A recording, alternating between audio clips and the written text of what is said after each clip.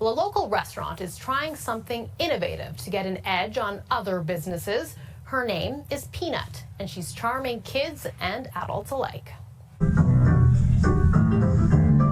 She makes an entrance every time she comes into a room.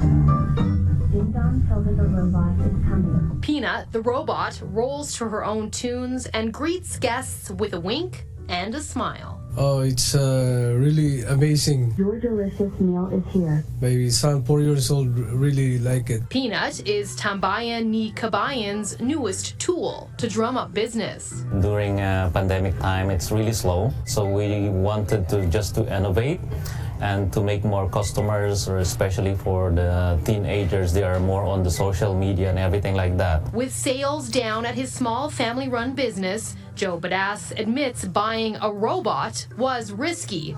Your delicious meal is here. But he says it is paying off. It helps us a lot because people were really happy, especially with the family. And they bring their kids and they want the robot. I want the robot to serve our food. Not only does Peanut deliver your food, she can also help with cleanup.